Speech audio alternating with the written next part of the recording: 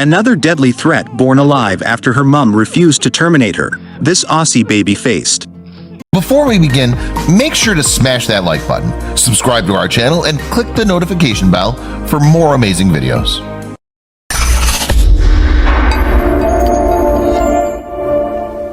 Her leg was turning gray and we were told to expect it to just fall off one day. With 4 prosthetic legs in her toy box, if you don't know 3-year-old Makenzie Salter, you would assume she has a very unusual taste in playthings. But behind the toddler's collection of artificial limbs is a remarkable tale of survival. We were told she would die, Makenzie's mum Marley candidly said. We were told she would die, Makenzie's mum Marley candidly tells 7 Life. Gold Coast mum Marley and her husband Luke had been excited to welcome their first child into the world. But when Marley was 19 weeks pregnant, her water broke. I was told to terminate the pregnancy because she wouldn't survive, Marley reveals. However, the couple wanted to give their unborn daughter the choice of life. We decided against termination. It's hard to explain, but we just thought if she didn't want to be here she would tell us, so we decided to give her the choice, Marley explains. And to the mum's shock, as she woke from the anesthetic, the nurses announced her little girl was alive. The nurse warned us. She said that Makenzie had a lot more complications. She had a severely deformed leg and her fingers were fused together. But that didn't bother me. That is something we can deal with later. The main thing was she was here and she was alive, the mum says. Seeing her daughter for the first time is a memory she will never forget. Born on February 11, 2019, Makenzie was a tiny 774 grams, less than the weight of a lettuce. My husband could put his wedding ring on her like a bracelet. It could slide all the way up to her shoulder, Marley says. The parents didn't even notice her leg or fingers at first, they were just so happy she was alive. But Makenzie was diagnosed with syndactyly, a malformation where fingers and toes are fully or partially joined. The parents were told she would need to undergo surgery in the future to separate them. Doctors also added that Makenzie had amniotic band syndrome, ABS, a rare and unexplained congenital disorder when the lining of the amniotic sac is damaged during pregnancy. The strands, amniotic bands, of tissue separate from the womb, causing the fetus to get tangled. The strands may also wrap around different areas of the developing baby, constricting blood flow and vital nutrients to that area. ABS can lead to a wide range of birth defects and in some cases loss of limbs, severe malformations or life-threatening problems. In Makenzie's case, an amniotic band got tangled just below her right knee, restricting the growth of her foot and lower leg. Wrapping itself tightly around her leg, the band sliced through tissue and muscle and cut straight down to her bone. We couldn't control what had happened, our priority was just keeping her alive.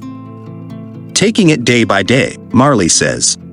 Kept alive by machines, Makenzie never gave up and every day she got a little stronger and stronger. Her leg was turning gray and we were told to expect it to just fall off one day. Sometimes with ABS, the limbs can amputate in the womb, so it was just expected it would drop off, Marley explains. However, every day, the parents would walk into the NICU to see their baby girl. Her leg would still be attached. Miraculously, her leg remained connected and after 99 days in hospital she was finally discharged. At home, her doting parents were overjoyed to have Makenzie finally in their arms and counted their blessings she was there.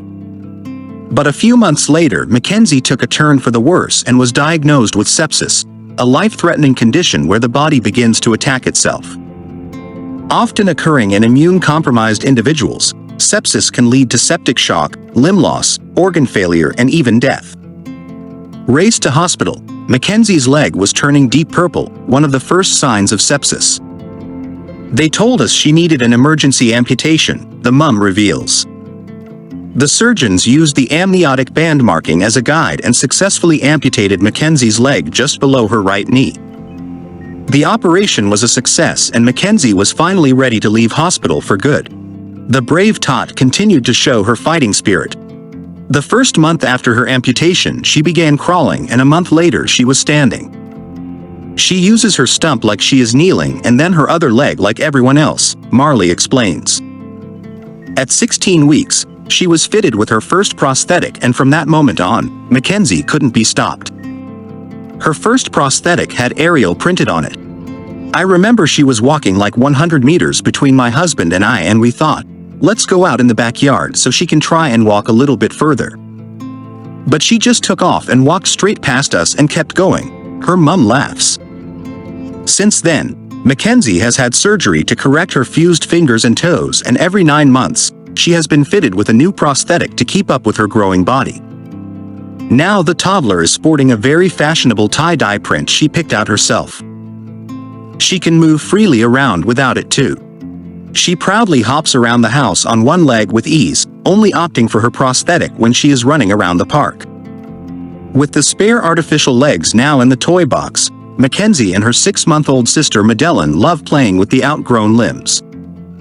Marley is just happy that Makenzie has such a big and bright future ahead of her.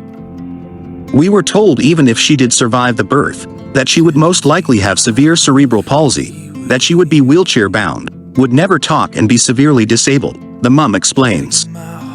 Now she is 3 and she is just the complete opposite of what the doctors predicted.